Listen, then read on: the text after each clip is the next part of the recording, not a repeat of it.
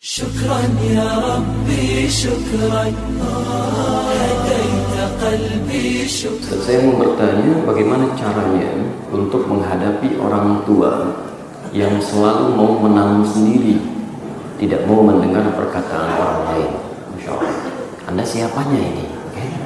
Baik, Anda memposisikan sebagai orang lain, ya? Sementara di awal Anda menyebut orang tua. Baik. Berarti ada masalah serius dengan Anda di sini. Baik, pertama kita lihat Quran surah ke-17 ayat 23 sampai 25, posisi paling kiri di pertengahan sampai dengan ke bawah. Selanjutnya Quran surah ke-31 Luqman ayat 14 sampai dengan ayat 15, posisi paling kiri sebelah atas pojok. Juga di Quran surah Al-Ahqaf ayat 15, posisi paling kiri sebelah atas. Perhatikan pertama aturan-aturan yang muncul dalam Al-Quran, adab seorang anak terhadap kedua orang tuanya. Dalam kondisi apapun, adab ini penting untuk kita pegang, kita praktekkan dalam kehidupan sebagai ketaatan kita kepada Allah Subhanahu wa Ta'ala. Ingat betul ya, standar amalan kita ini. Standar amalan kita tujuannya bukan dunia, dan bukan untuk membuat orang lain senang atau muncul hal yang ingin kita dapatkan. Bagi seorang beriman itu lillah, karena Allah perintahkan. Termasuk Anda ingin berbakti pada orang tua, bukan karena orang tua layak untuk diberikan bakti, tapi karena Allah perintahkan. Nanti poin ini penting untuk kita dapatkan. Sebab nanti dalam kehidupan, ketika Anda mendapati persoalan, alhamdulillah, bertentangan dengan keputusan Allah, ketetapan Allah, maka kalau sudah paham hukumnya, hukum Allah akan kita dahulukan. Orang tua minta sesuatu, Allah minta sesuatu. Ketika permintaan orang tua berseberangan dengan tuntutan Allah kita dahulukan dengan cara yang dibenarkan oleh Allah. Termasuk dalam kehidupan kita nanti. Kalau prinsip ini sudah dipegang, maka rahmat Allah akan menaungi kita dalam kehidupan.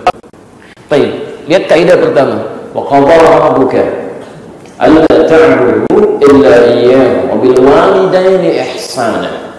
Perhatikan kalimatnya. Ya, وَقَضَى رَبُّكَ, dan Rabbu telah menetapkan ketentuan. Kalau Allah sudah membuat hukum, maka tidak ada pilihan bagi kita kecuali untuk mengikutinya. Itu yang terbaik untuk kita. Hukum pertama, أَلَّا تَعْبُدُوا إِلَّا إِيَّاهُ, supaya Anda tidak beribadah, menyembah kecuali hanya kepada Allah Subhanahu wa Ta'ala. Perhatikan, kalimat pertama hukum Allah terkait dengan ibadah. Setiap beribadah niatkan karena Allah, bukan cuma sholatnya.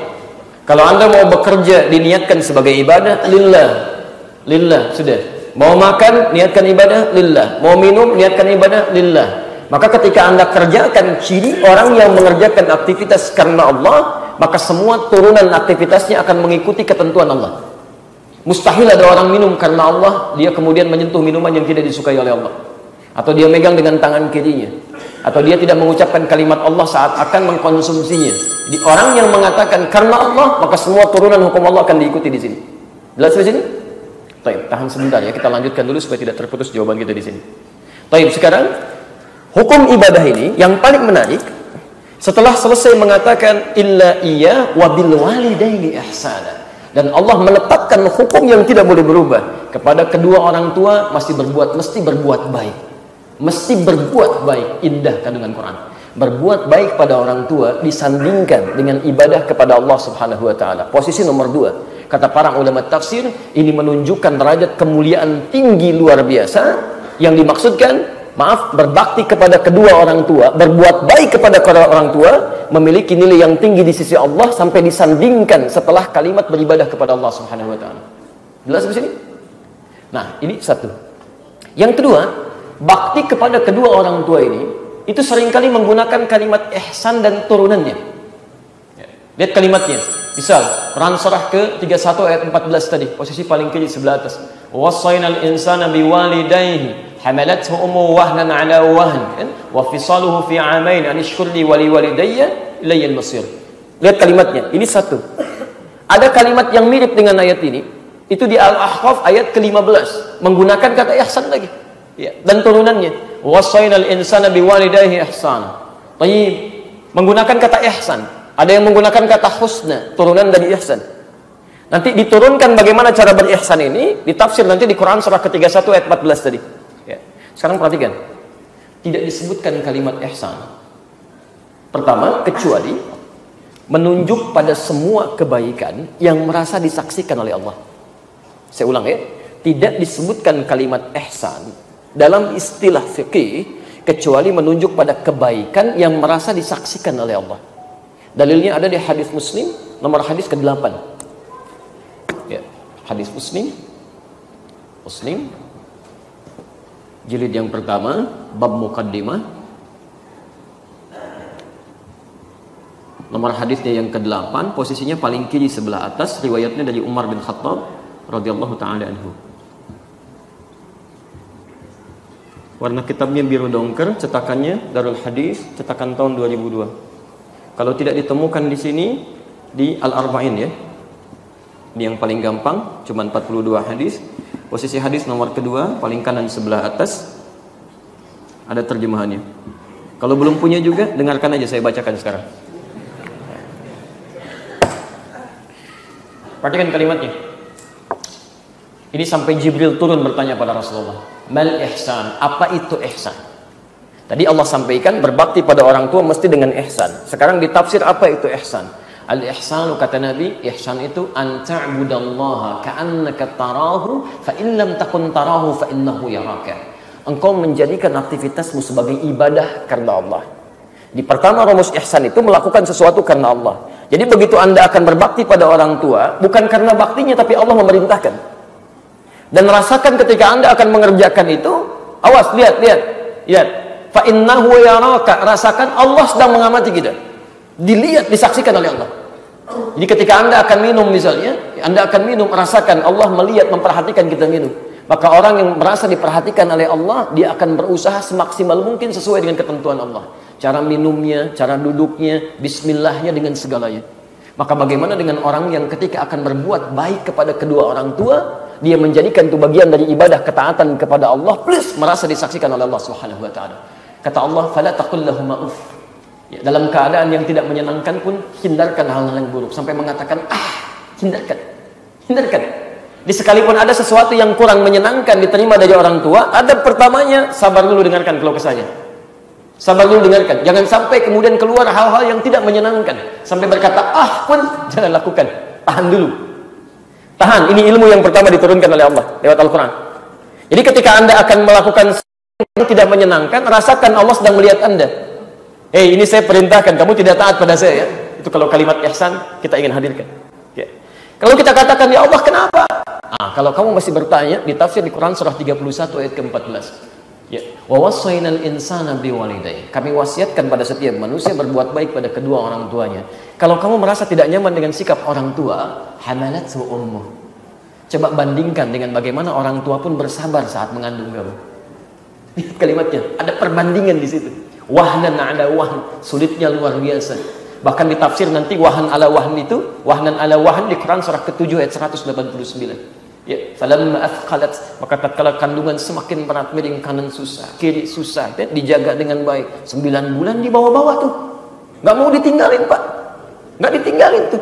Tidur dibawa, Masya Allah, ke pasar dibawa, ya, ngantar anak dibawa, nggak ditinggalin. Nggak ada ceritanya orang mengandung, mama simpan dulu ya, mama pergi dulu, nggak ada. Dibawa terus 9 bulan. Ibu Anda bersabar pada Anda 9 bulan. Masa Anda nggak bisa bersabar dalam 9 menit? Allah menyaksikan itu. Itu dibalikan situasinya. Ya, barangkali ada situasi-situasi yang Allah titipkan pahala kepada anak. Ini pahala Anda ada di sini. Dulu orang tua sabar, sekarang kamu mesti lebih daripada itu. Maksimalkan. Maka pertama kali ketika menemukan hal yang seperti tadi, pertama bersabar dulu. Ya, coba dengarkan dulu apa keluh kesah yang disampaikan. Tayyib. Setelah itu bagaimana caranya? Mulai dengan hikmah. Quran surah ke-16 ayat 125. Ya. Ud'u ila sabili rabbika bil hikmah. Ajak siapapun, termasuk orang tua yang belum memahami ketentuan Allah, ajak ke jalan Allah dengan hikmah. Cara yang bijak. Di antara cara yang bijak tadi ditafsir di Quran surah 31 tadi ayat 15, posisi paling kiri sebelah atasnya. Ya. Wa sahibhuma fid dunya ma'rufa. ma'rufa, bukan khair lagi tapi ma'ruf. Ya, dan tolong pergauli orang tua itu dengan tindakan terbaik. Kalau ma'ruf itu bukan cuma sifat tapi sudah tindakan. Jadi kalau misal ada orang tua berkata sesuatu, dengar dulu.